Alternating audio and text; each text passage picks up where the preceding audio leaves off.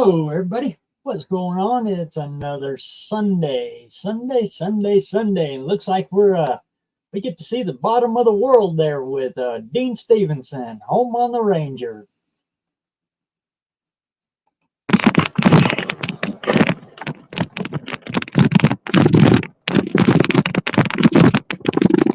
Sounds like the audio's kind of cutting in and out there, Dean.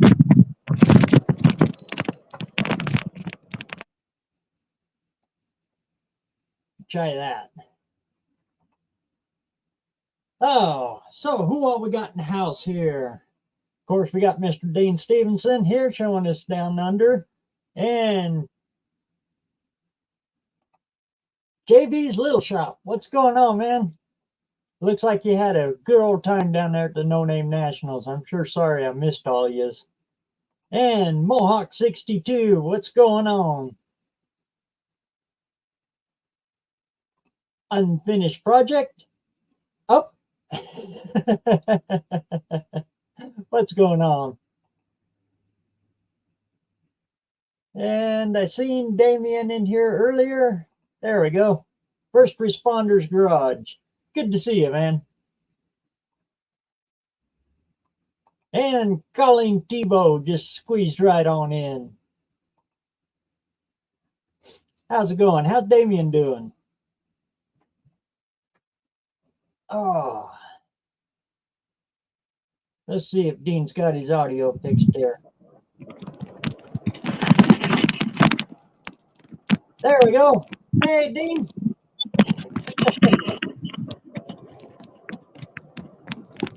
Oh, that's a pretty cool view.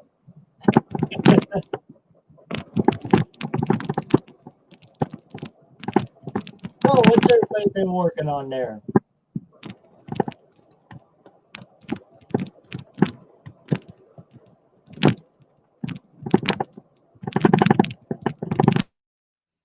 Ah, there we go.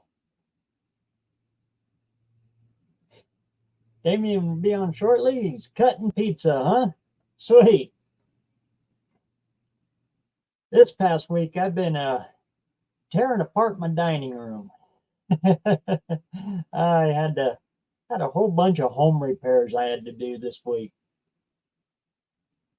Had a leak in the roof and it ruined the drywall, so that led into, well, you know how things like that go. You go in to fix one little problem and it opens a big old can of worms.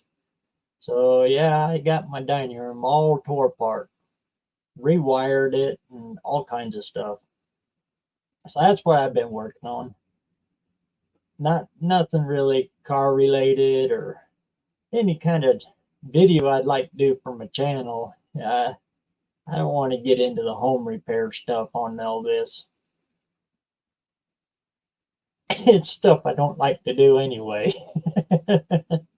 And my fingers are sore as all get out from twisting Romex. Ugh.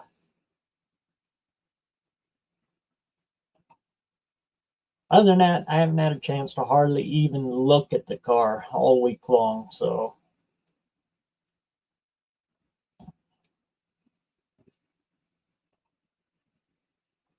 Is it me or is Dean's feed seem upside down? No, that's a direct feed from New Zealand. We all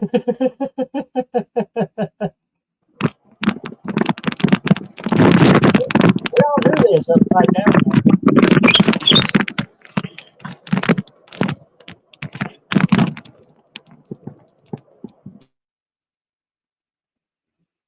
It sure is pretty over there, though.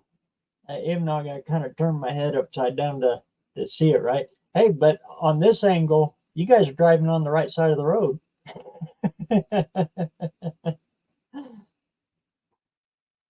So the No Name Nationals has happened. And yeah, well, I missed it this year. All of you guys that did make it, looks like you had a really good time. I knew y'all would. Hey, Twisted Mopar, good to see you. Yeah, the No Name Nationals. It's a great get together. That's what it's all about. It's getting there, getting to meet everybody, making new friends and getting to meet these people that you talk to in person. And then the drag racing's going on in the background.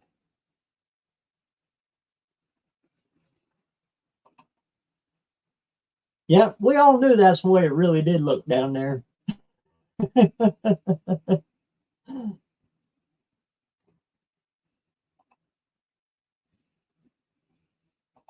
Lakes Automotive Diagnostics. Good to see you, brother.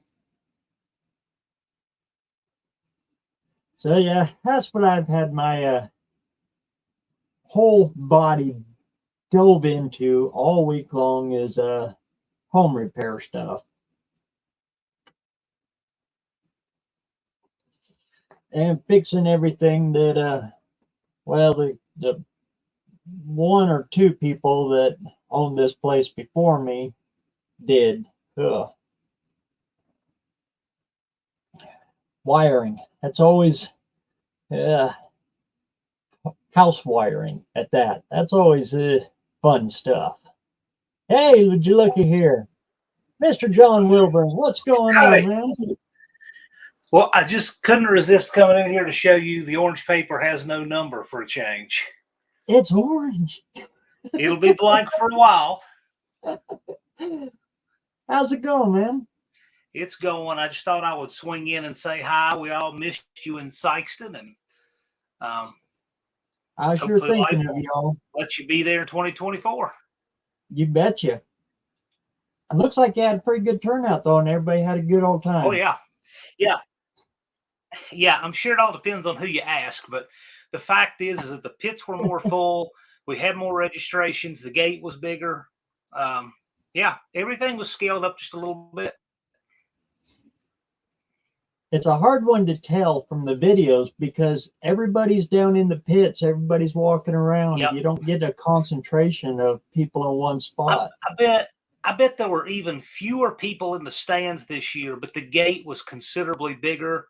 The car numbers, you can just look at the car numbers. The car numbers were higher this year. Yeah, the pits were fuller this year. So the whole thing was scaled up, but I bet you even fewer people were in the stands. Because I bet the people sitting in the stands last year came back and said, man, the action's in the pits. And that's where they were. Who am I to tell them how to enjoy that event? Hang out in the pits. That's great. That's what's cool about the event. It's so open like that. It's there's no strict guideline setup like most places. Try hanging out in the pits at a NASCAR race. Oh Lord! Right. You walk 10 feet and somebody's checking your ID. I mean, NHRA, I'll give them credit. You can still hang out in the pits at NHRA. You can still do that. But it's not like that in many places.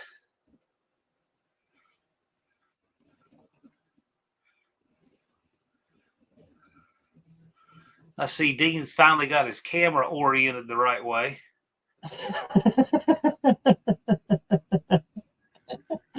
Oh, good old Dean. Colleen, I thought about that actually, but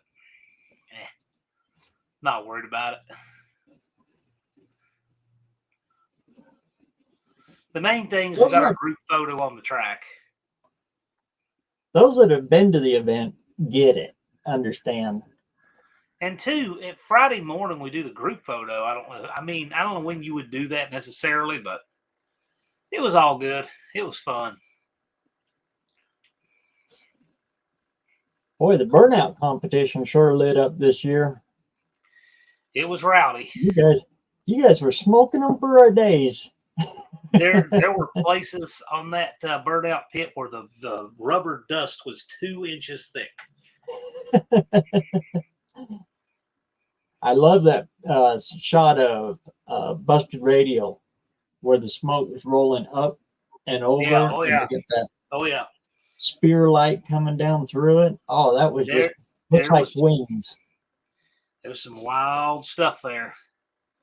And yeah, the burnout competition was really rowdy.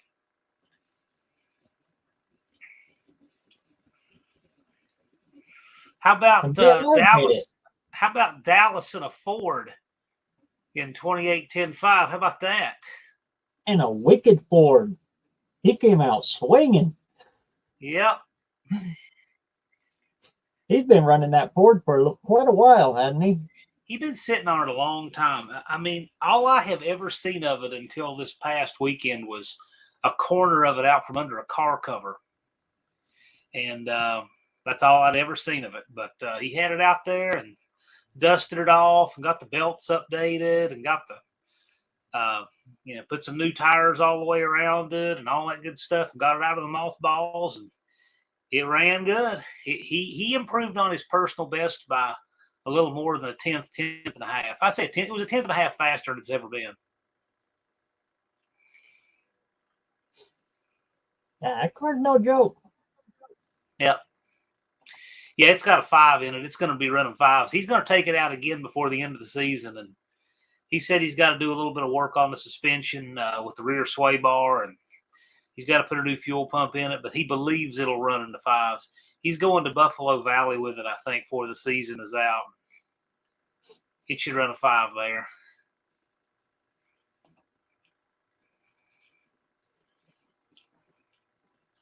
And you got to make a run, didn't you?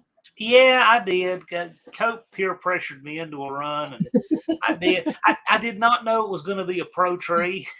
The run was fine. It ran.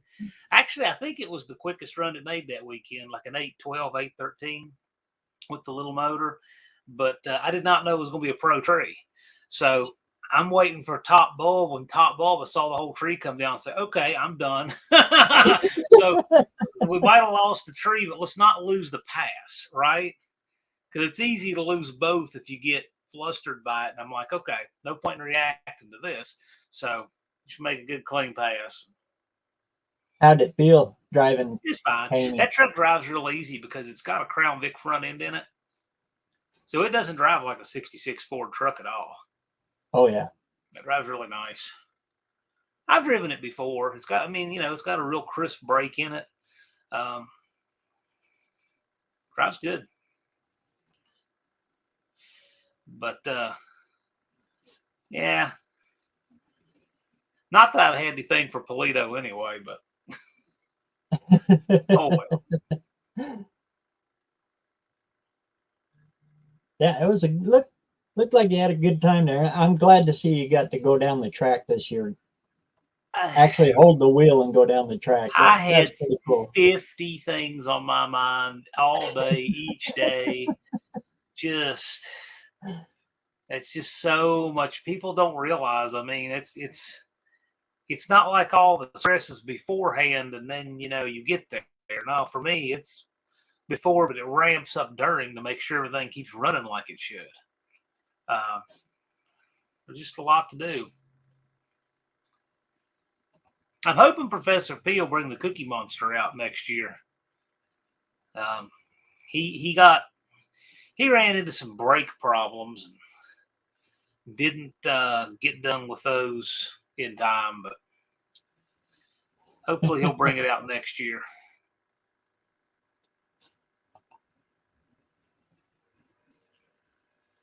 Yeah, that was really cool though this year to get to see you and Dallas both having fun on the track. Yeah. At least, even if it was just that one run. Dallas just needs to be a participant. That's where his heart is, and I want him to do that.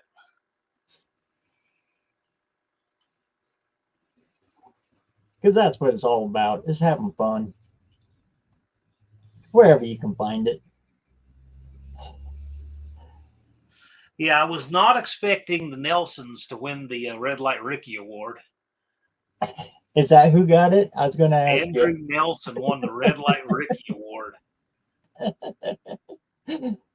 That was not at all expected. Another thing that wasn't expected, Blake won the worst oil down, but he won it with a leaking valve cover gasket. And that's because, next to nothing there had an oil down. It was great. When your biggest oil down comes from a valve cover gasket, you're doing really good, right? A lot better than last year's. Yeah, but somebody had to win it. Right? Somebody had to win it, and it was Blake. So, okay.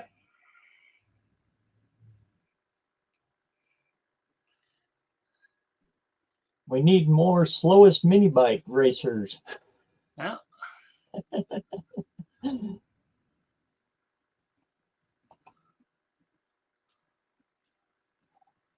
Who won the mini bike competition? The monkey bike. Roland's bike is a hammer. He put a lot into it. So Roland won with his bike. Oh, and who got the bounty on Joe? Yeah, okay.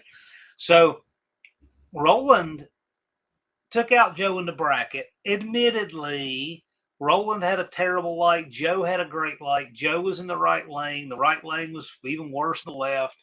Joe lost traction, lost the pass, and lost.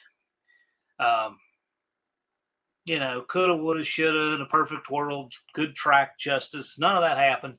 So Roland won, but Roland didn't have the stickers on his car. So he did go out. Roland could have won $620, and instead he won a grand total of $50 from John Coates. So Professor P took that money and rolled it over and got a match race for Joe. So Joe had a match race with NSB Custom Cars at Lenco Dart. Oh, really? And it was a good one. It was a really good one. They were looking for a 640s match race, and Joe won it. Sweet. Yep, and it went down to the best of 3. So, Joe took his transmission apart, and he found all kinds of stuff going on wrong with it. And anyway, he'll be back and faster than ever. Uh-oh, looks like gravity got a hold of Dean there. Yep. It sucked him into the see gravity when you're in New Zealand serves to pull you into space. See, because you're upside down.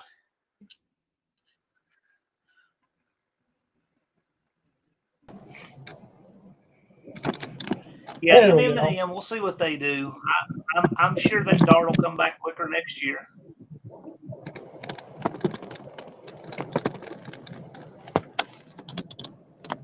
Why does it always look like Dean is pedaling? It sounds like he's pedaling, doesn't it? It does. Well, you see, that's that green energy down there in New Zealand. Yeah, it could be. See, now that he's on the bottom of the screen, it's flipped his camera over. Yeah. See, BareRose, your squares was keeping him from getting pulled into space by the reverse gravity of New Zealand.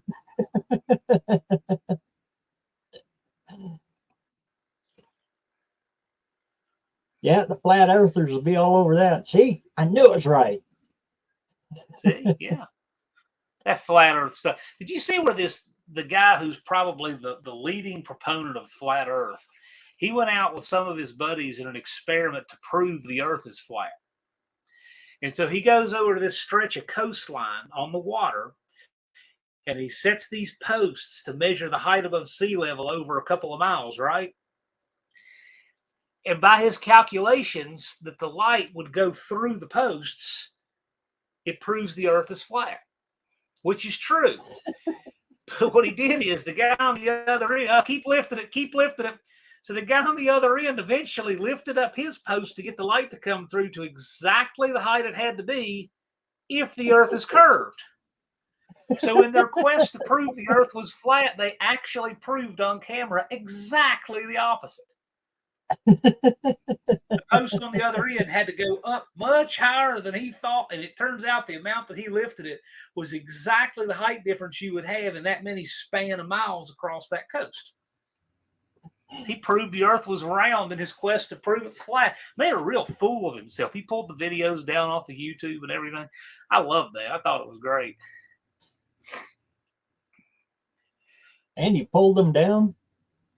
Oh, yeah, he did his video. Well, yeah, he looked like an idiot because his whole thing was all this swagger about how he's going to prove the earth is flat, and he proved exactly the opposite. And he couldn't figure out for a while what he had done. If you think about it, if the Earth is round, okay, when you start at one point and you come over to here, you're going to have to lift this one higher above the water to get a straight line. Because a tangent segment of the Earth is not a straight line because the Earth is round, right? So he was shining a light across them. Well, if you have to lift one of them up, it's because the Earth is curved. That's exactly what he had to do. I can't believe he didn't figure that out before he did it and did it live on camera, but he did. Yeah, you guys can look that up. I'm sure I'm sure you can find it where people have downloaded it and commented on it and everything else. He took it off his channel, but it's still out there. Yeah, Mohawk's been to 40,000 feet and seen the curve. Right.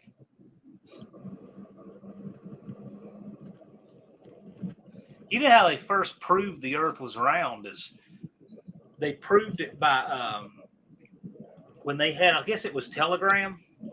They would telegram and see what literal time it took for the sunlight to be visible in a well, one place and another. Yeah. And they were figuring out that the Earth is round by when the sunlight will be directly down into a deep well with water in it. Because you could only see the reflection off of it for a very short amount of time. If the Earth was flat, you would be seeing the reflection in both wells at the same time.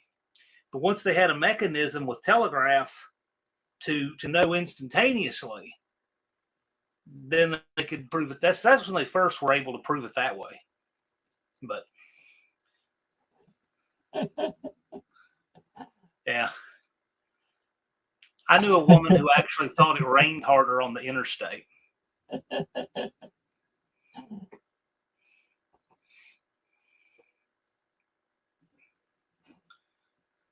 Yeah, and they were also able to calculate the circumference of the Earth also by that same calculation. Sure. Yeah, you can. Yeah, sure can.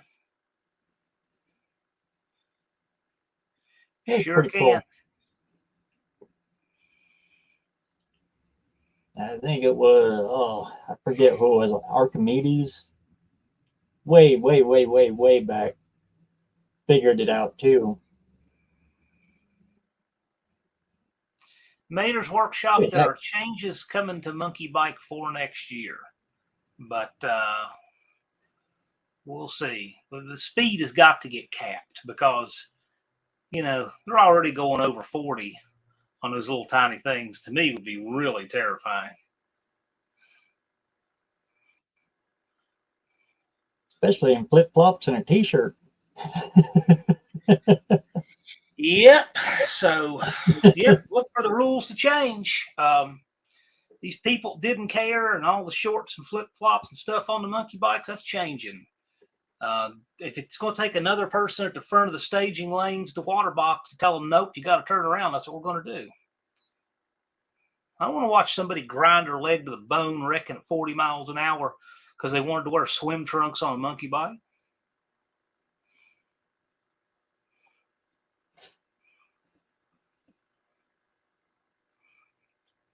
Last year we were real good about people not trying to break the rules and such, and this year they're already pushing it, some of them, so clamp down we've got to. And it's to keep it safe, keep the event going. I'm telling you. One insurance claim can shut the whole thing down. Yeah, but I just don't want to see anybody get hurt. Exactly. I know somebody who wrecked on a motorcycle when he was a teenager. He's a realtor here next town over. And he said he just took off on his bike. He was just going to the grocery store, and he took off in shorts and a T-shirt. He wrecked, and he slid to a stop. And he said it was awful what it does to you, slide to a stop on your skin like that. He said they take a stiff bristle brush and bleach trying to keep you from getting infected, scrubbing the rock. He said you're praying to die, that burns so bad. And he spent all his time in the hospital for it, trying not to get the skin infection. It was awful. So back when I was in my early 30s, there's a big hill in town. in Boise, and it comes down and then takes a sharp corner, and they got the road barriers up there, the wooden road barriers, white and red stripe. I'd coming down that hill on my mountain bike, and I was poling. I was on the K bars just poling. I was hauling butt, and my chain broke right at the bottom of the hill, and I went over the handlebars, nutted myself on the gooseneck, went over the handlebars, and went through that barrier. Dislocated my shoulder. And to this day, my shoulder gives me problems. Bounced over the curb because the sidewalk's right there. Hit that, went up and over through the barrier. Yeah, you don't think about it until it happens. Yep. Ended up in a guy's backyard.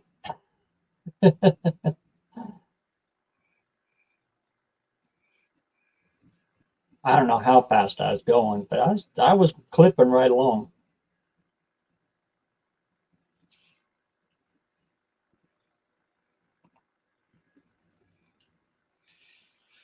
Yep.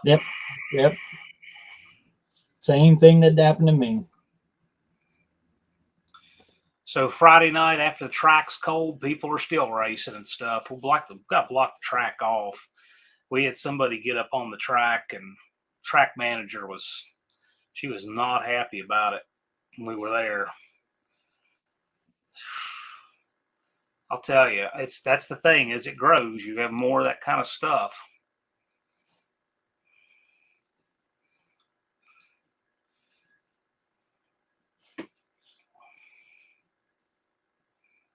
So did you finally get some rest? Yeah, After it was all out of over. commission for about I was out of commission for about 2 days after that. I'm telling you, I actually just unloaded the heaviest stuff out of the van today. The signs, transmission core I got when I was there. A lot of that stuff, banners, and I didn't unload any of that stuff until today out of the van.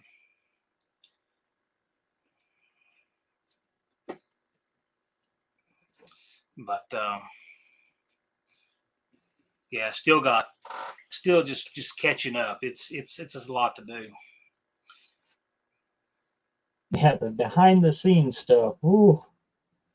Yep. It gets interesting. It does. We got a lot of vendors we work with, and got to work through all of that stuff, and it is interesting.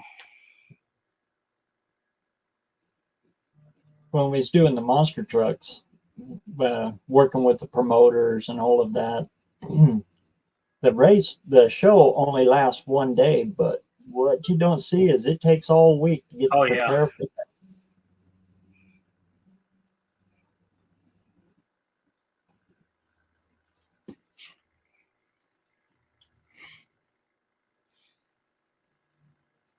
And boy, at the end, you just exhausted. You just mentally, physically, everything just. Ugh. I don't know how you do it if you did a real touring schedule with monster trucks. Just if nothing else, changing the tires.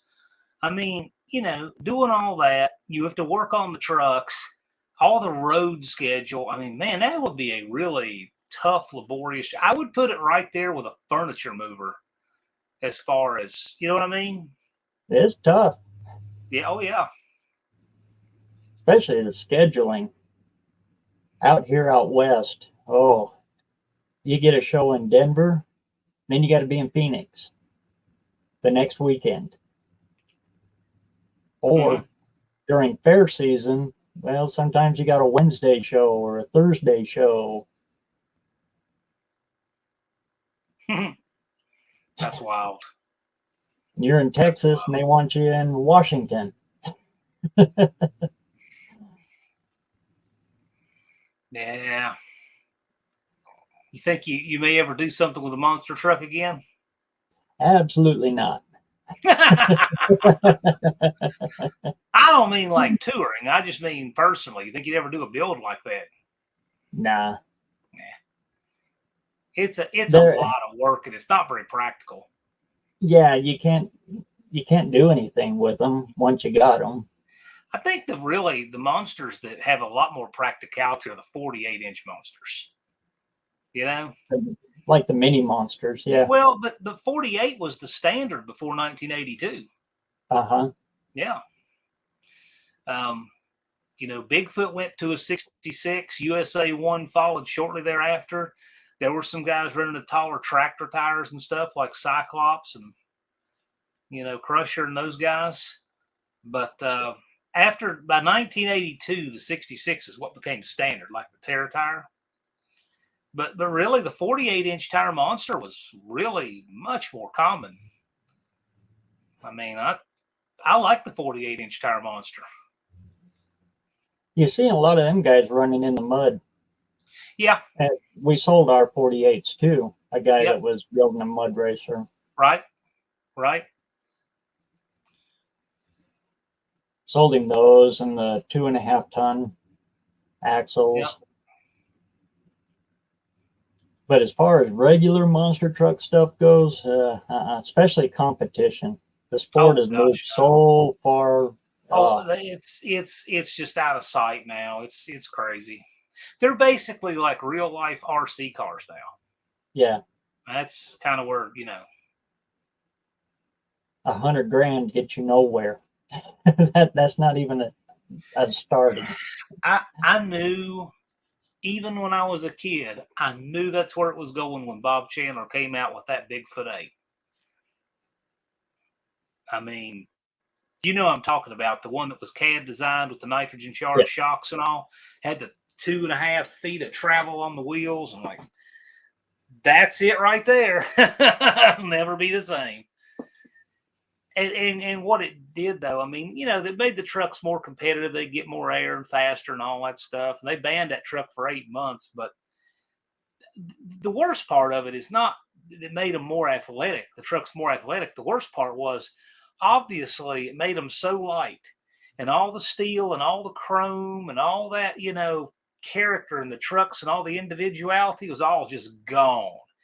They were all just fiberglass shells on fab chassis, and all that personality that the trucks used to have and all that diversity was just gone in short order. And I hated that because, I thought that was a cool thing about the trucks. Remember when they had everything had like the chrome light bars and full interiors and all of that? Yeah. When they were still trucks. They were still trucks. And a lot of them grew out of street trucks. It just got out of hand, right? Like Steve Hess's Nightmare was one that did that. Just got out of hand. It was a real street truck. But all that was gone when they came out with that tube chassis. And so they purged all of the character and all that out of the trucks throughout the 90s, with the competitive trucks. And just gone forever. These kids today was when they started to use the cradle chassis. Yeah. And they take a regular stock pickup and then they built a chassis that it would just sit down in. And then it hooks up to the monster truck, big drop box, transfer case and all that. When they started doing that, I could start to see the writing on the wall there. That was it. Then if they rolled it over or hurt it, they just took that truck off, set it down, stuck another one right on top of it, and took off again. They were still a steel truck, but that was the 90s. Bigfoot late 80s. Bigfoot 8 rolled out in 1989. And it was the first one that was just an all tube chassis and all of that. It was still 8 and 9 had a front engine, 10 was a rear engine, and then all of the DNA was just gone. But I think what you're talking about is like when they were using fabricated straight rail frames and they could just set their cabin bed on them. Yeah, that went much earlier than that. That was back in the 80s. It was the whole chassis. Yeah. They just took the front end and the rear end off and stuck the Yeah. whole chassis on it, and it would bolt right on. Yeah. Yeah. Yep. You see a couple of ride trucks that are done that way. Well, they're leftovers. They're the old race trucks that they retire and make ride trucks now. But those old trucks, they weren't fast. And boy, were they rough. Oh, They're my cool, good though. Lord, were they They rough. beat people to death from what I've seen. You know firsthand. There's a reason. If you ever see Bob Chandler, he's all hunched over like this. There's a reason he is that way. The way he So used to drive with his head out the window. Kramer was famous for that. Yep, Kramer. Never Bored S10 says, just like NASCAR, he watched, there's nothing left now. NASCAR here a year or two ago purged out all remaining DNA on those cars. They took every single ancestral vestigial organ link to the old cars out. So they took out the 5-lug wheels, the manually shifted like T10 style transmissions, the straight axle in the rear, everything that has it's a descendant of an old car, they took out and scrapped and basically turned NASCAR into like Formula One or something. Yeah. I hate that. And I haven't watched a single NASCAR race since they did that. NHRA has done it too. I mean, they did it way back when everything's went Hemi. It just lost it for me. Well, look at Pro Stock. Pro Stock was so much more interesting before in 2016, they went to fuel injection. They went to fuel injection, and you had a computer with a 10,500 RPM rev limit. And the idea is that if we bring the RPMs down, parts will last longer, and it'll get the budget to where more people can get in. Well, actually, it did exactly the opposite. All of the most competitive people said, we're not going to start over. We lost a whole bunch of people out of the sport right then. And it's not been as competitive since. In 2001, there were 10 different winners in the first 10 races of Pro Stock. 10 winners in 10 races. And those were the old cars that were carbureted and everything. And now you've got a few teams just dominating the whole thing because that program, it cost a fortune, and they run off those computers, and they've got a common intake or something. But basically, it's become really high dollar spec class racing. And I just think that was the wrong way to go. That's why no prep is taken off so much. People want to see go back to the simple roots of it all. They kind of do. The thing I don't like about no prep is so many of those people bag on the idea of running at a track, and it's causing more people to screw around and do stupid things on the street. And our tracks are closing everywhere because people don't support them like I think they should. I'd like to see these young people coming out and bringing their cars to a track where it's safer than doing stuff on the street. And the no prep thing, a lot of that encourages not doing that. So, yeah.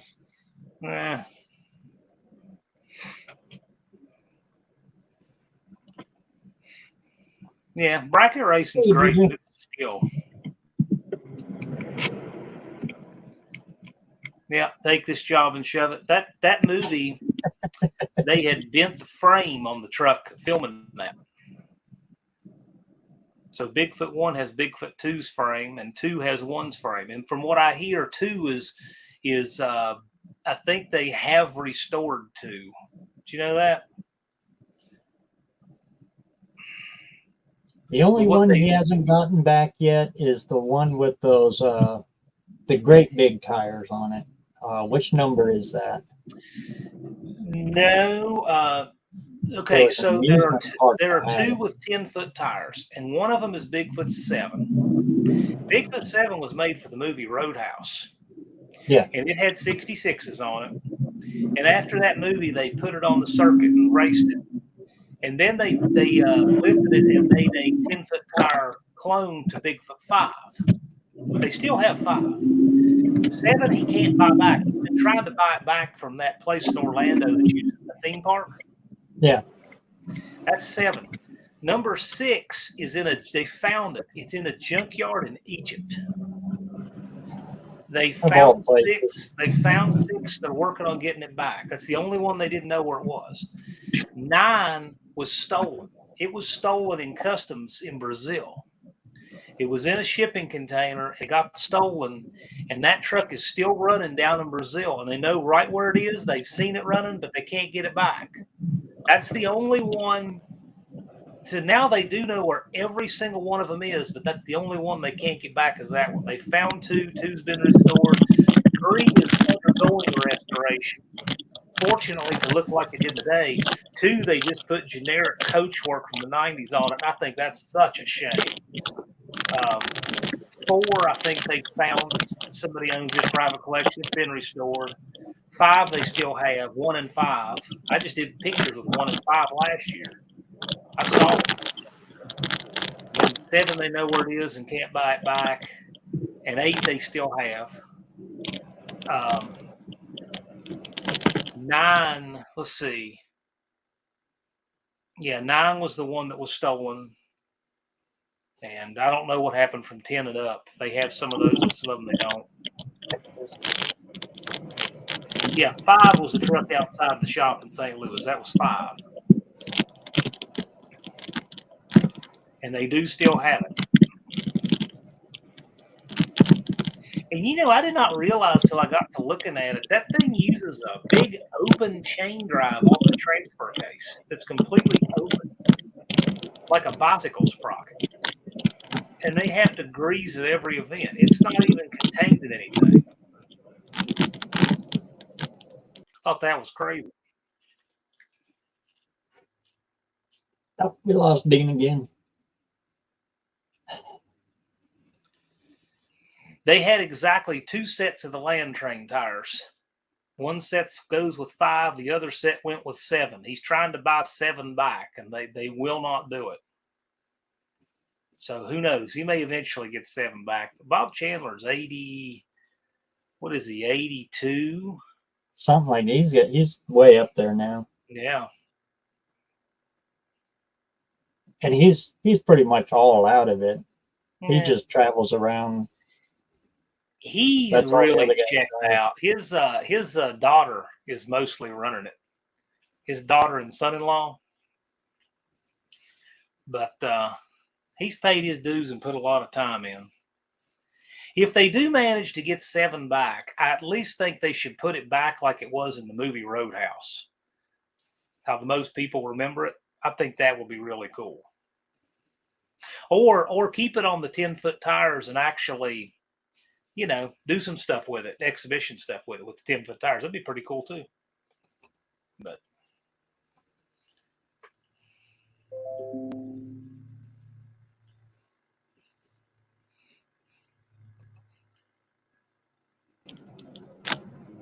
there he goes. There he's back. It always sounds like Dean is pedaling in there, like it's a bicycle.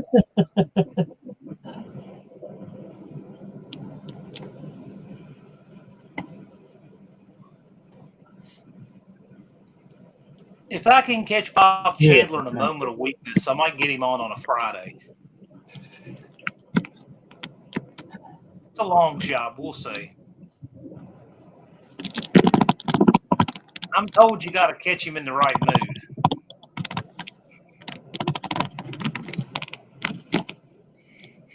He's a character. I like Dean. You know what? Every time I see him live on there and I see him driving on the quote-unquote wrong side of the road, it always scares me. Especially when you see the cars coming. Oh, I know it. Like I'll see one coming across from a left-hand turn in the distance, and it looks like it's in his lane.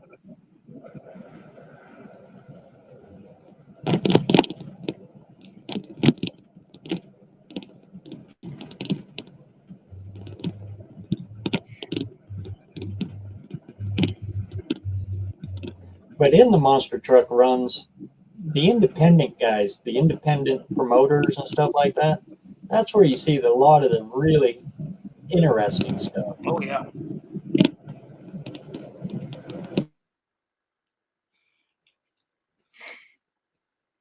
Yeah, I got to see some really cool original trucks from the early '80s, and that was just great. And there's still some of that out there. There's just not much of a place for them. When Bigfoot 4x4 does their open house every summer, they get some of the old school monsters out for that. And you see some of the 48-inch tires and the real steel monsters, that kind of thing. That's pretty cool. And Bigfoot, he's the king of the independents. Yeah. He didn't sign to Feld. Nope.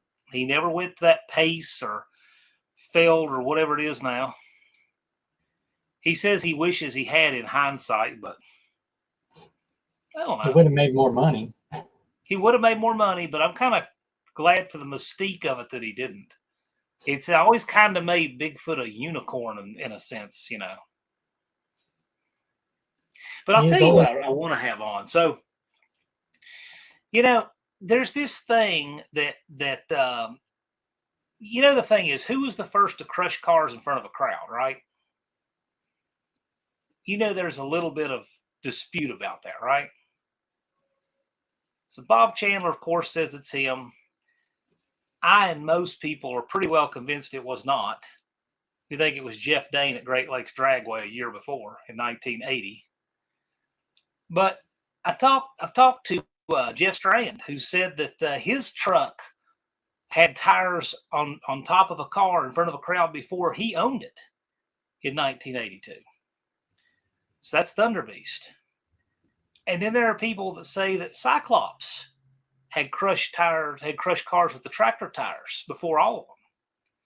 So I think it would be interesting to actually see who has what and what accounts. It might be interesting to go down that rabbit hole and find out what's what. I don't know. Maybe. Bob was the first one to make it famous. He was the first one to get it foul. I'll give him that. But I will say, I think that Jeff Dane was the first to do that for an admission-paying crowd at Great Lakes Dragway with King Kong. But it's just so hard to prove stuff back that far when you have undated footage and, but I think if you did a little digging, you could prove it. I mean, those are back in the years when nobody had a camera. Nobody had them on their phone. So all you have is a little bit of grainy, potato film, Somebody's Super 8 or a VHS camcorder that was about that big, weighed about 50, 60 pounds. I saw Dennis Anderson's original 51 Ford in Roanoke, Virginia in 1987. And he would run that big aluminum Rodeck block, had way too much power. I don't know how Dennis Anderson can walk today. I have no idea the way that guy would drive. But yeah, he was a reason to push. I think I saw that. I think I've seen the original, the first two, probably Gravedigger 2, the Chevy he made, the first Chevy, catch more air than any of the old monsters I've ever seen. I think he said that engine was somewhere around 1,800 horsepower, the blower. That's probably true. That guy, man, he was a wild one. His hands are about almost twice mine. Really? His hands are huge. Nice guy. Really cool guy. Dizzy said Goliath the time channel. Yeah, Goliath had, what was his name? Alan something. Had 2 engines and all that. Yeah. Goliath and the Behemoth. That's when they were experimenting around with that double engine stuff. Yeah. But that was neat. Like Awesome Kong had that Allison aircraft engine, right? And then he had that truck that was single-seater. They just narrowed it down, right? Remember all that? And it was just different back then. The Silver Bullet, it was sponsored by Coors. It was a Yeah, jet yeah. powered one. But the thing is now they're all just tube chassis with different bodies laid on them, and it's just I don't know, man. I And liked it. Patrick makes most of them. Yeah, yeah.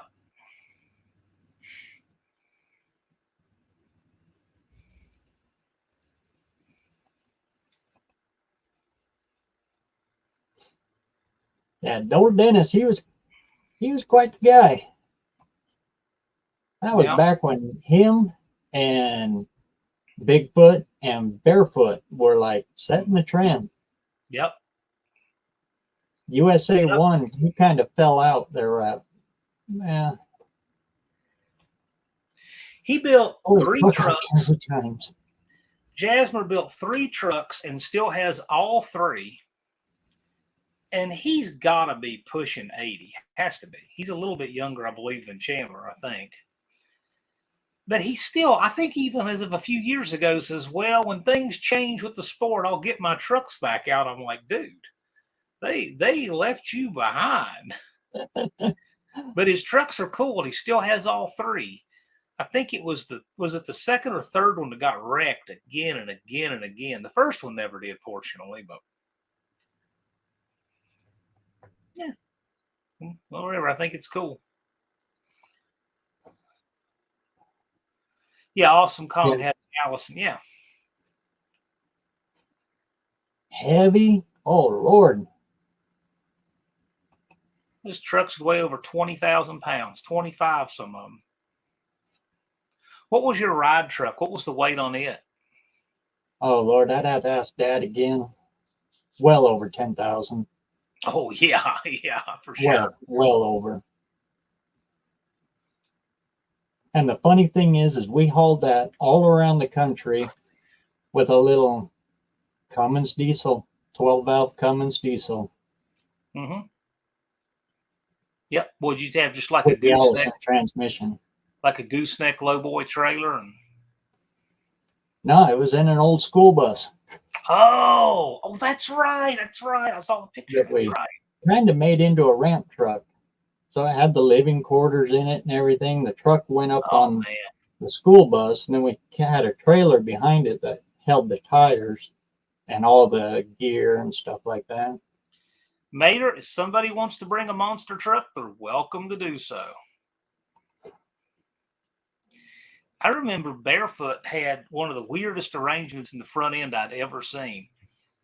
What he had to drive the front end, you know how like there's different ways you have to correct the height of the body for the drive shaft somehow, right? Most of them would drop the transfer case, and there's different ways to do it. Well, Barefoot had something that nobody else that I had ever seen did. He took a Corvette independent rear end, 2 of them, one on each end of the truck. Oh, okay. Yeah, I And remember. and he would turn it.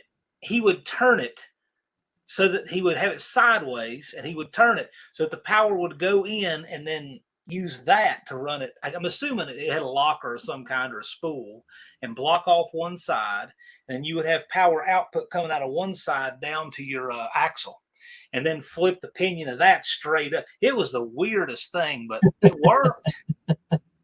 It worked surprisingly well. I'm guessing he just used a lot higher gear in the transfer case or something, or I don't know how he made that work out, because you had a lot of gear reduction when it went into that box for the vet, probably at least 2.5 to 1, even with the highest gear you could get. So I don't know. Then you run like 510 military Rockwell axles, and you got planetaries on top of that. Yep. Yeah. Push it all through a lot of guys use the deuce and a half transfer case because they drop so low anyway. Mm-hmm. Back in those years, now they make special drop transfer case. They're not really a transfer case. They're all one, but there is no 4 high, 4 low. Yeah. No reason for it, I guess. I mean, I would think just 4 high all the time. And I think the overall gear ratio works out to about 23.5 to 1 or something crazy like that. Oh yeah, it's insane. So you can hear them go to a huge RPM at a real low speed. So 5 tons, coilovers, all steel, S10 yep. body. Yep. Small block Chevy, forget tire size. Yeah. What is pound? And that's kind of like pounds. reimagining the first monster trucks is what that's doing. There's Dean. Yeah, that's what ours rolled on. It was 5 tons, 2 front axles. But we had 2x8 rectangle tubing. That was the frame. Coilovers. Actually, it was only a 6-inch lift.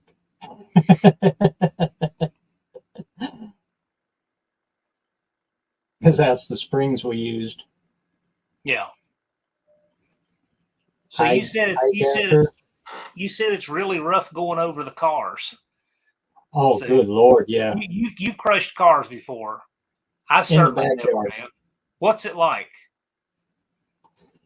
Yeah, you only do it once. Okay, narrate it for us. So you see a stack of cars.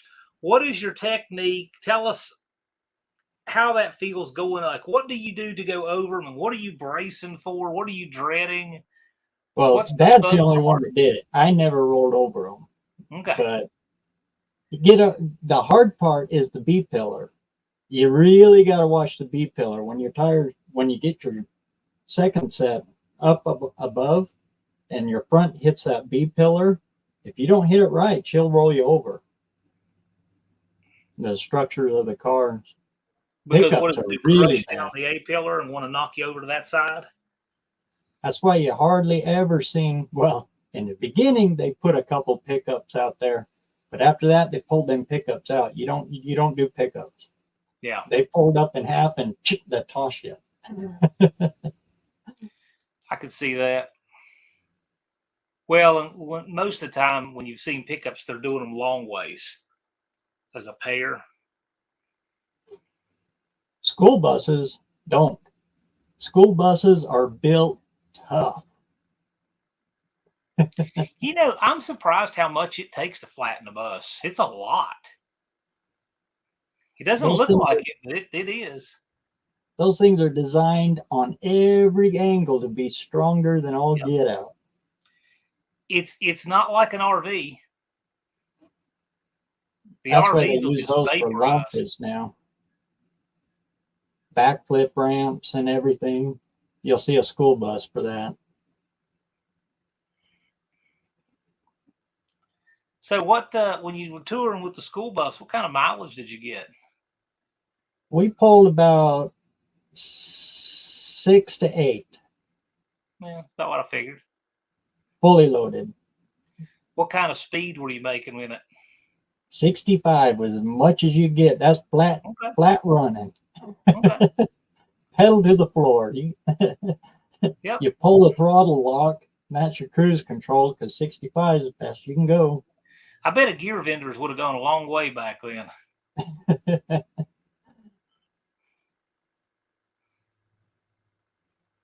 But pulling these mountain passes, coming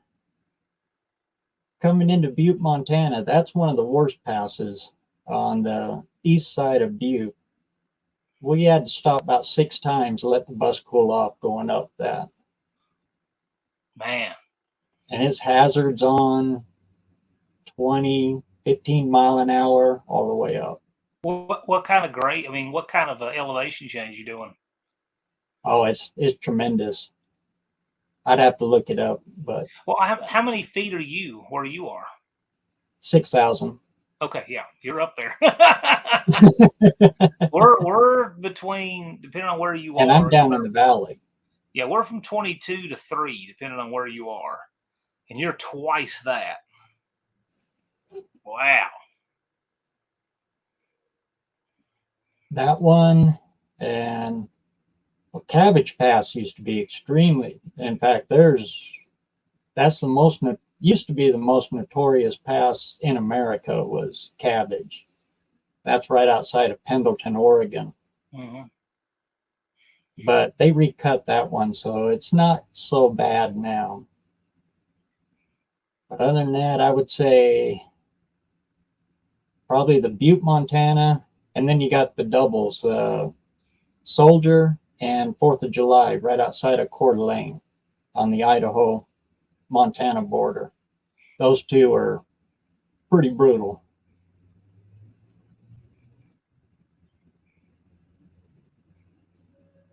When you see truck ramps that are well used, yeah.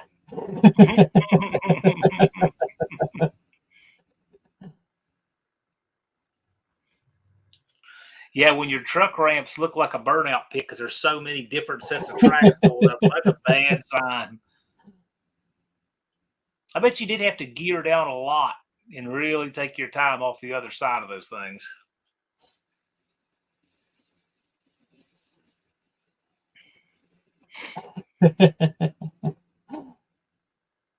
It's funny, right at the bottom of Cabbage is a casino truck stop. You pull inside of there and you smell nothing but burnt brakes all night long. I bet. And they sell t-shirts in there. I survived Cabbage, and I always said that'd be a perfect spot to open up a brake shop. Boy, you'd make money hand over fist. You know, I was looking at car trailers and everybody says, oh man, this has a dovetail. I'm like, man, you can keep that dovetail around here. That's just called a way to hang up a trailer. I would rather have longer ramps with outriggers than have a dovetail. That's just, I guess, these people tow where it's like that guy, the Gas Tap, that channel, which I haven't seen that guy in forever. He has that little Valiant. He tows to the track with a Dakota, right? I'm like, well, of course you can. You're where it's flat. I mean, you don't need much to tow where it's flat.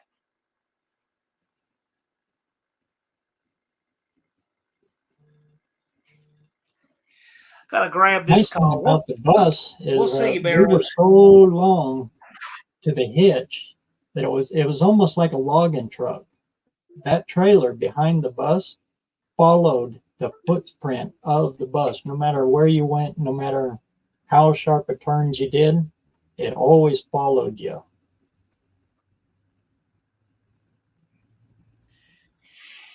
Man, well, I tell you, I like the schoolie idea though. I gotta take this call. I'll holler at y'all. Thanks for having me. It's been fun. Thanks for stopping in, man.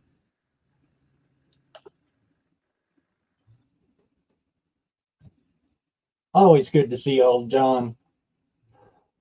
He is one heck of a nice guy.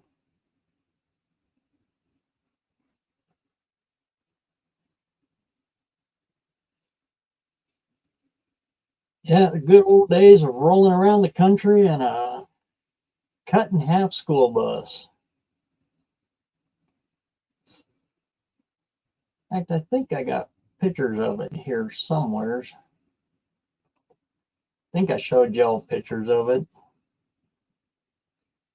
Don't have any loaded up in the computer of when it was totally finished, but I've had a few of them before we painted it.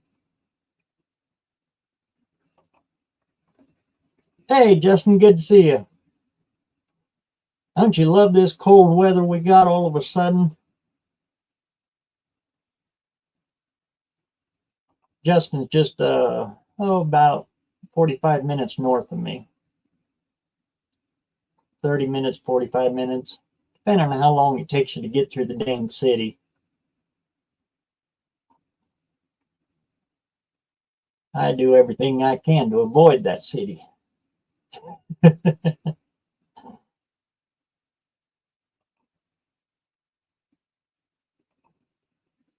Great racing weather. Yeah, when it gets down to about in the upper 60s, I'm happy with that. But this 40s,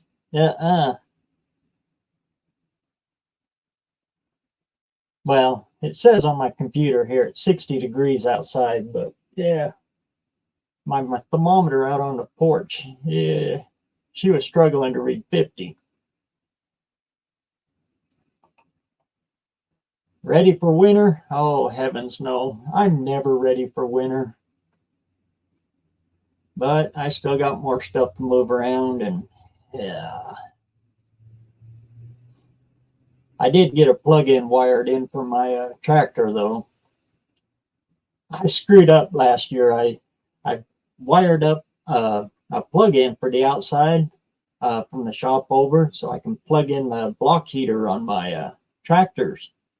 Well, duh, I didn't think about it, but I went over there and I plugged my tractor in, and well, when that block heater kicked on, it'll trip the GFI, and it'll trip them every time because an electric heater is basically a short. It's a direct short. That's what causes it to heat. So I go out there, start the tractor, and go, oh man, starting an old diesel mechanical injection with at about 10, 15 below, yeah, it don't work. No matter how much ether you put in it.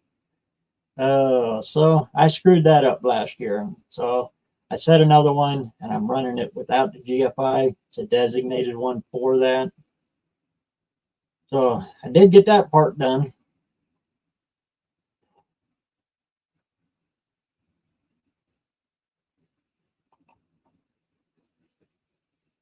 Your camper's not ready for winter, huh? Whew. I tell you, me and the wife lived in the motorhome for one winter while we was looking for property to buy. One Idaho winter was it. After that, I won't do that again. You get real, you learn a lot of tricks if you live in a true mobile in this kind of weather.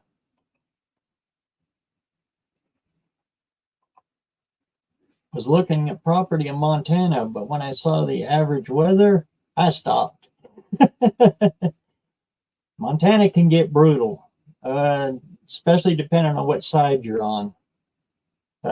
My grandparents used to ranch out of Sheridan, Montana, Twin Bridges, Sheridan area. And they weren't too bad there because it's kind of been sheltered in they call it the Gallatin. But you get a lot of snow, but they weren't hit with the brutalness. On the other side of that range, just past Bozeman, holy cow, it is brutal nasty that way. Then of course you go up by Kalispell up towards Glacier. Yeah, it gets a little tough up there.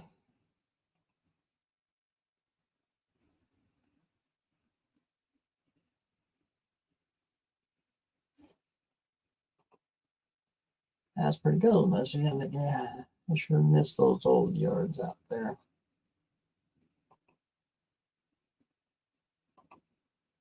We're looking for a house and some land.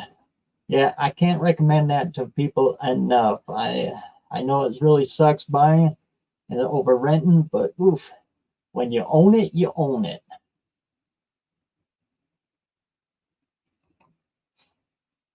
And especially a shop. I see a lot of shops go under. I seen the troubles my dad had when he was renting his shop. Honestly, my dad didn't make any money until he bought his own. He put his shop on his own land, and once he owned the building, that's when my dad finally started to make money.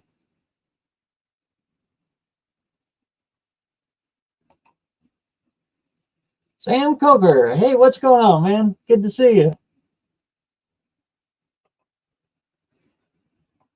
Rick's Old Car Garage, good to see you. And looky here, Dakota's timeout. Well, how the heck are you, man? Looks like you and your brother had a good old time at the No Name Nationals, and you did pretty doggone good. Hats off to you guys.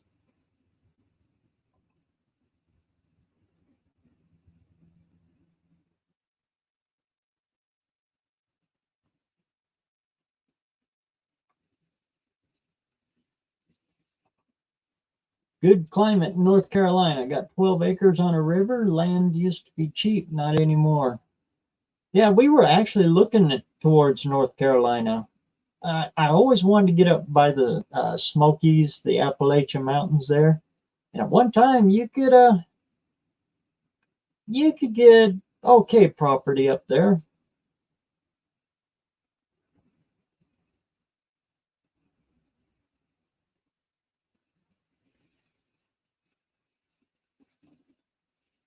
We were looking either there or Tennessee. We were looking into that.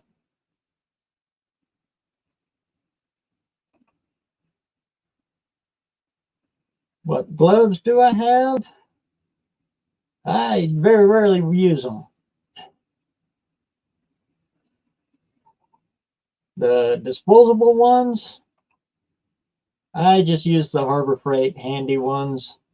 I found even with the 3Ms, I don't know what it is. I use my hands so much though, especially in the solvent tanks and everything. They always tear out right here.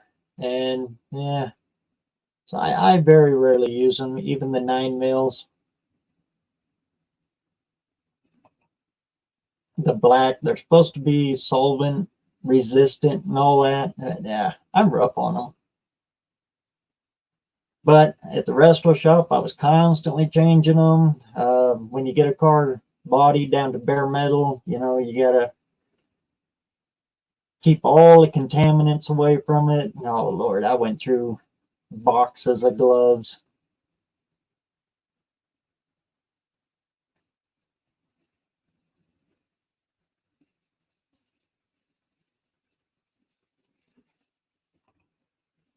You ever own an Edsel? Nope, that's one I haven't. I come close, though. A Citation. There's one in a junkyard, Marlar's. I think it's in Marlar's, either Marlar's or Bonneville.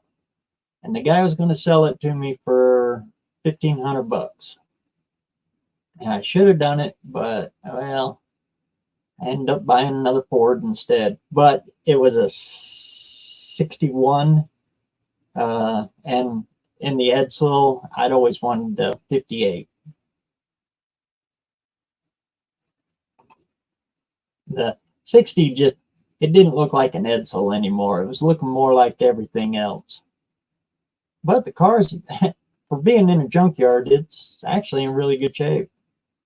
But now the guy won't sell it. He's got that in a 52 Coronet.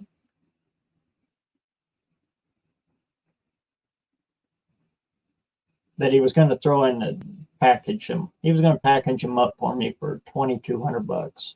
I should have done it. Both of them even got titles.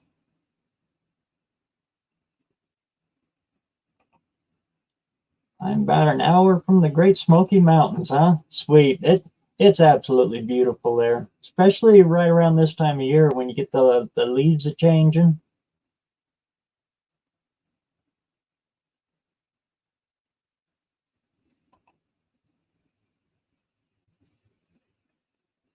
I like to stay and watch the live streams because people wearing the disposable gloves on both hands, just for me as well.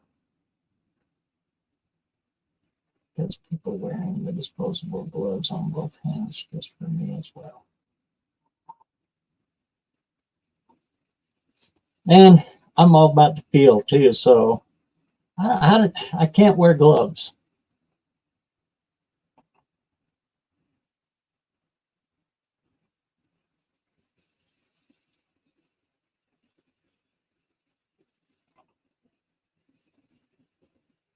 I almost moved to Tennessee, but family was back in Washington, was stationed in Albuquerque. I should have turned right. I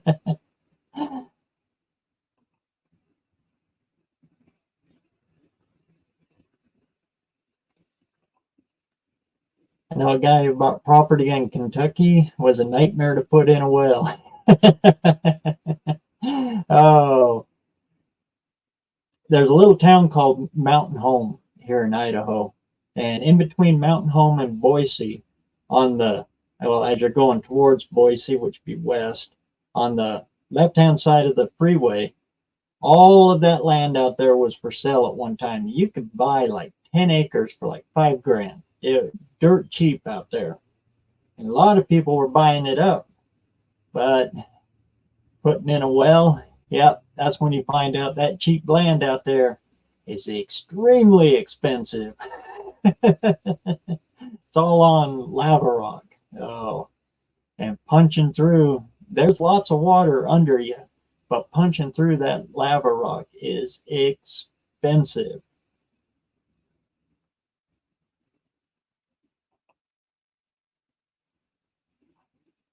I used to shoot with a guy called, his name was Dale Drilling, and he owned a well drilling business of all things. Yeah, his name just kind of forced him right into that occupation, I guess. Heck of a he shot traditional archery. I used to do the 3D competition shooting. But anyway, that's where he made all of his money, was out there on that desert drilling wells for people that, yeah, bought that cheap property, and then they there's a reason old Dale drives a Corvette.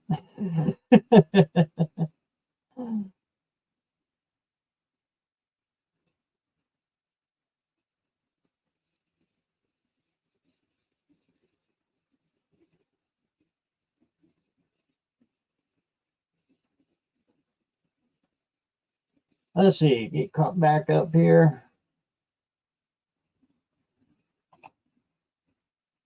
Here, a $10,000 house looks like in the hood of 80,000.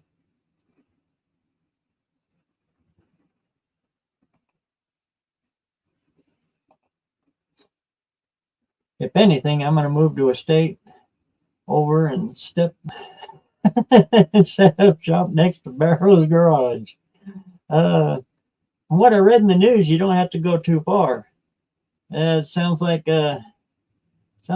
Oregon and Washington are back at it again. They're pushing hard to join Idaho again. Pretty much everything east of the Cascade Range, they're trying to break off and join Idaho. And it's gone into official talks now. That's been in the making for a century now.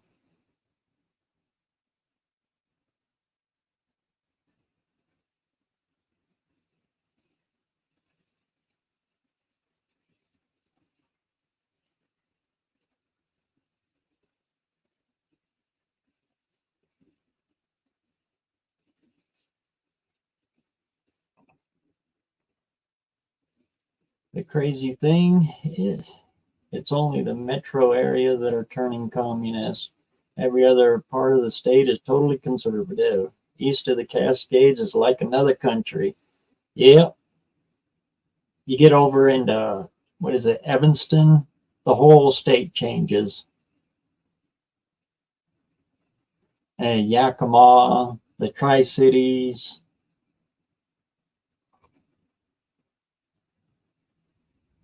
I have family all over in the Seattle area.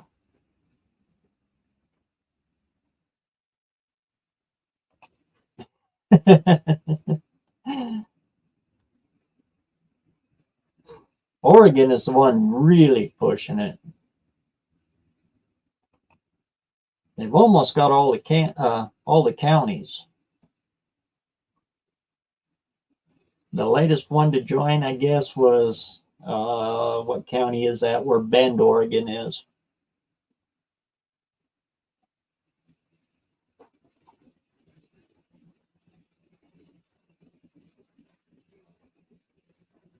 I don't have a problem with it. If you guys want to join us, join us. If you don't, you don't.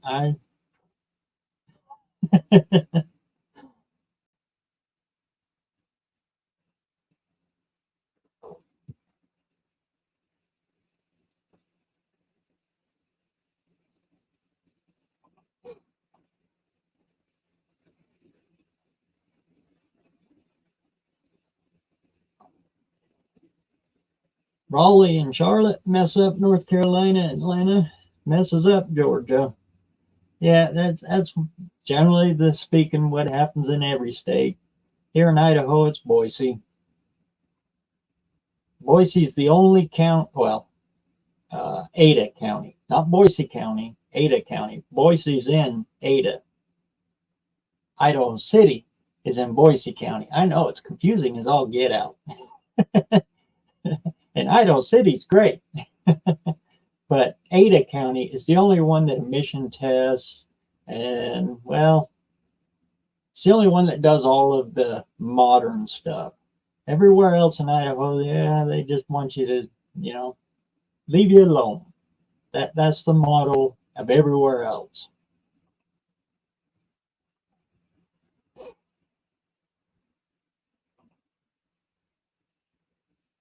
Eastern Oregon is the same as Eastern, yeah.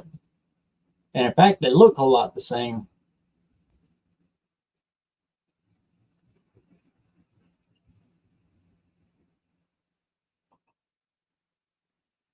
My grandparents almost bought a ranch in the Anahas.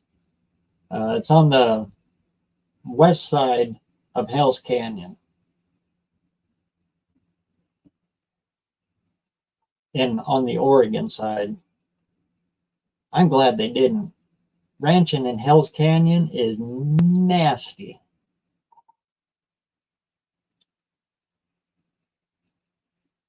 We did it up in the Sawtooths. Well, they were up there for probably about 15 years total. The Sawtooths here, that's where Mount Bora is, kind of in the middle of the state, just south of Salmon, Idaho. It steep, big mountains up there. And trying to get cattle through that, yeah.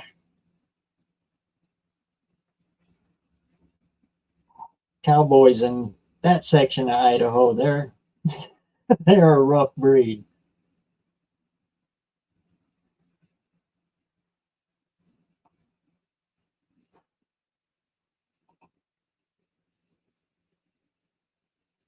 We had to move out of Vancouver a couple of years ago because of Portland people buying everything around us. Ended up in Tennessee.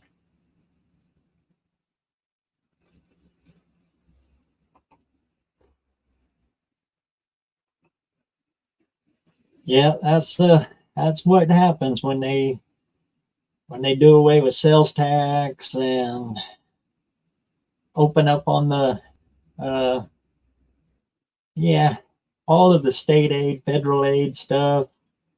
Property taxes go to the roof. And when property taxes go up, rent goes up, everything goes up.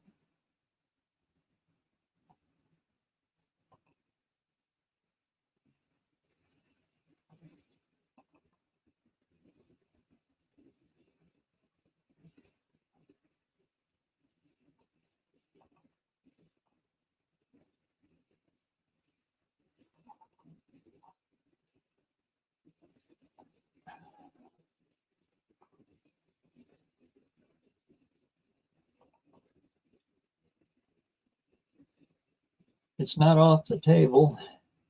I have been poking around Idaho Falls looking for some time. Have friends in Rexburg and Twin Falls.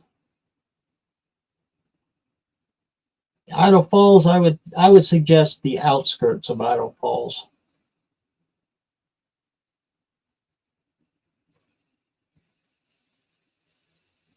Right in town, yeah. Well, that's the city I avoid. But if you can get into like Iona, Lincoln, it's almost part of Idaho Falls now, and eventually it probably will be. But if you can get into any of those little outlying towns, Ammon is now. You can take that one off the list. Property taxes and everything in Ammon are just like they are in Idaho Falls.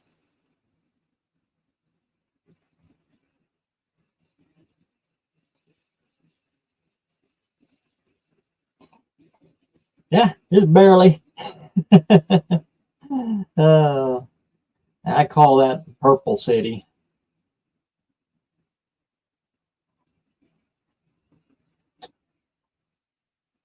And prices there are unbelievably high. Just absolutely unbelievably high.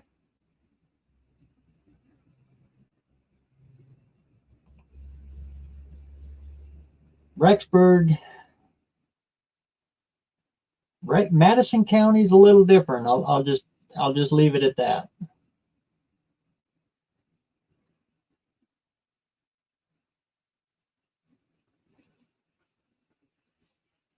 But if you get down into Jefferson County, just south of Rexburg, that's not bad at all.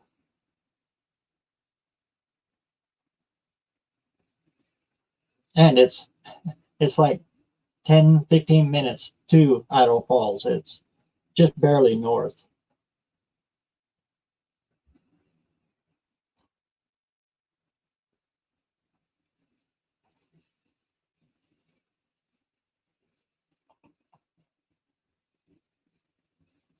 Nice thing about being out in the boonies, I can take a pee off the back porch and don't worry about a thing. Yep.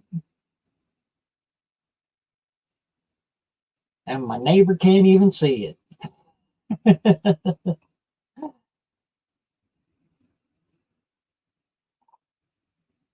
Yeah, I just like a place that just leaves you alone. If you're not hurting nobody, nobody hurts you, and they just leave you alone. That's the best kind of place to live. And that's why I keep coming back to Idaho.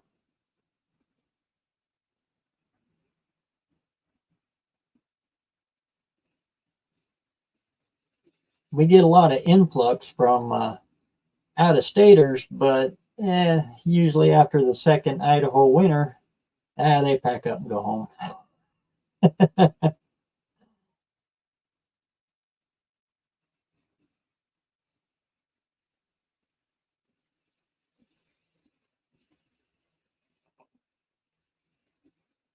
I saw that Idaho Falls had a ton of car related businesses. Yeah. And most of it is auto body. Now that'll tell you right there why I avoid Idaho Falls. People there have lost their ever living mind. So auto body businesses do pretty good in Idaho Falls. A couple of racetracks. Yeah, we got Sage Raceway, which is an 8th-mile track, but it's a really small track. The shutdown area is it's small, but the guy doesn't. The owner of it, what's his name, Doc? He's also a doctor. I think he retired finally, but anyway, he owns the racetrack out there, Sage Raceway, and a little 8th-mile. It's an all right track.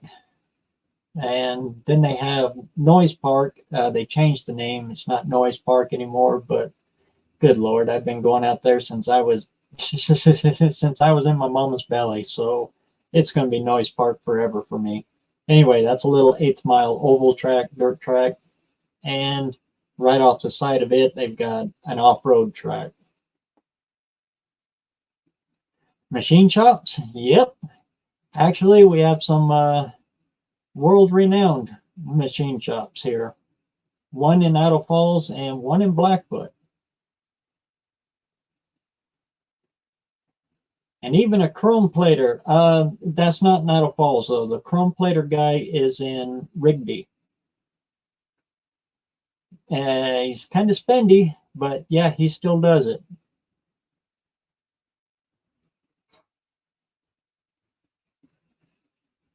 But his address comes up as Idaho Falls. I know what you're talking about.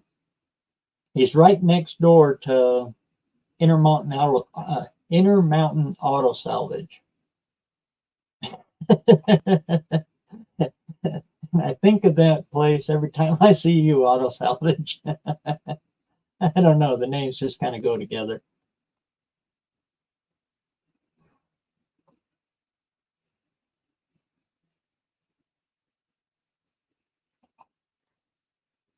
Yeah, that junkyard that there's one for sale here too. that one I keep going to get this stuff from, old Walt, he'll sell the whole place. Yeah, chrome is stupid money these days. And most of it is gone offshore. So shipping a lot of it down to Mexico to have done because, well, that's the new motto, you know. To be environmentally friendly means you got to ship it to someplace who kind of closes one eye when it comes to the environment. As long as you don't do it in your own backyard, it's NIMBY time, right? Ugh. Anyway, that's a topic for another.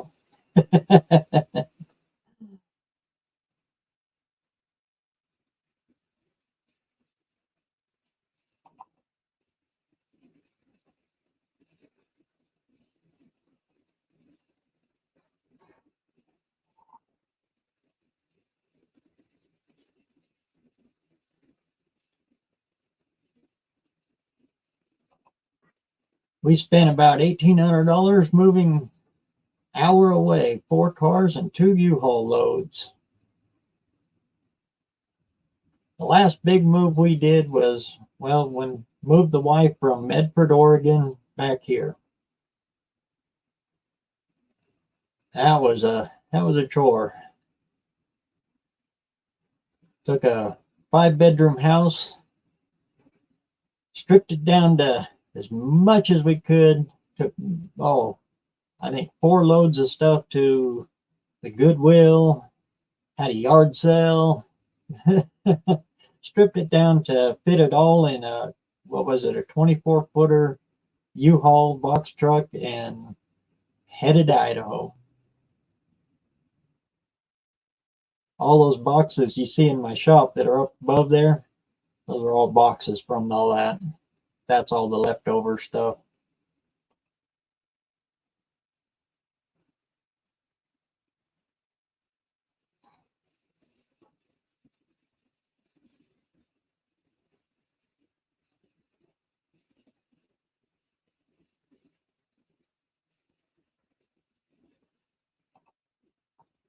Walking a dog to earn my supper. Curry chicken, huh? Sweet.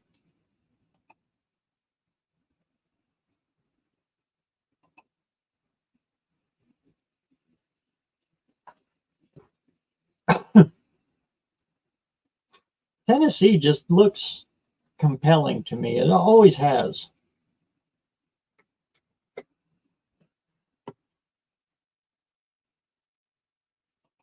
It was kind of funny that everybody that would come up to my counter when I was working in Boise, they always asked if I was from Tennessee.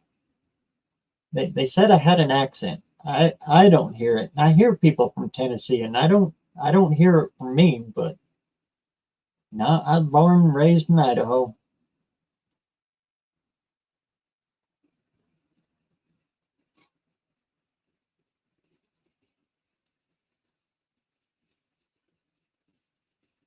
But there was a time that, yeah, we were looking real close on. I even got a hold of Uncle Tony's. Well, what did she go by? She used to be on his channel a lot. His daughter-in-law, Uncle Crystal. I even got in touch with her, and because she's a realtor over there on properties around that area. We were about that close to going.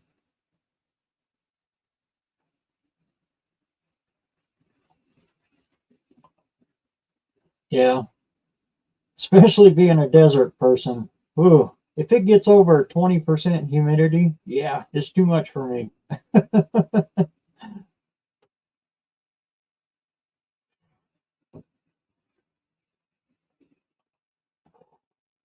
So I don't know how I would do down there. Well, for the first year, you get used to it or you die. One of the two.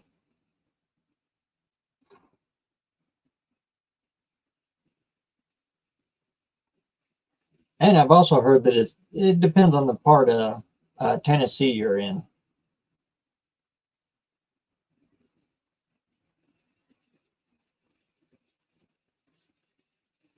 East or west or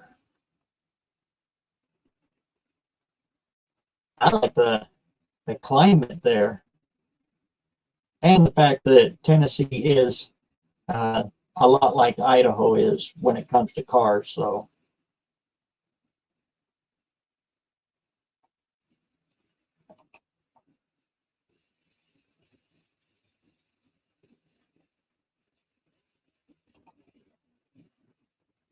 yeah, that's where we were looking too, in Knoxville area. That's why we're looking at the Carolinas too, because it was kind of right there in that corner there.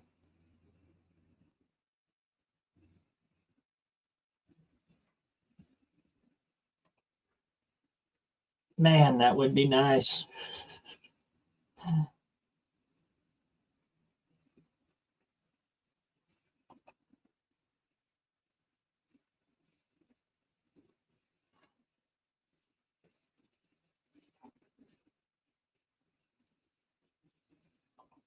Turbo Tom 416, what's going on, man? Good to see you.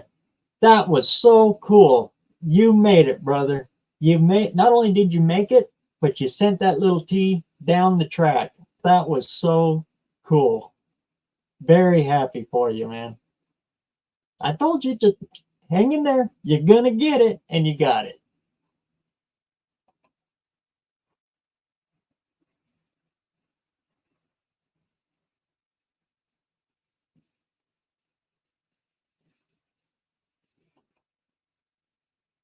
Prices have gone up a lot, yeah. Here too. In fact, we bought this place right at the right time because the next year everything went crazy expensive.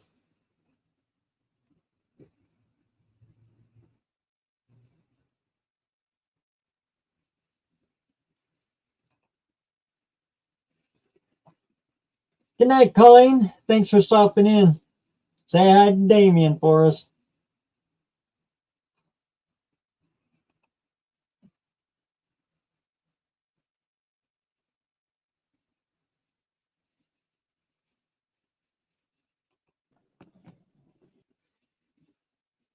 Whoa, looks like we lost Dean again.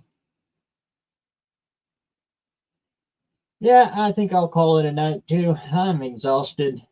My poor fingers, they twisting Romax. Good Lord. It's funny. Kind of my specialty is wiring in automotive.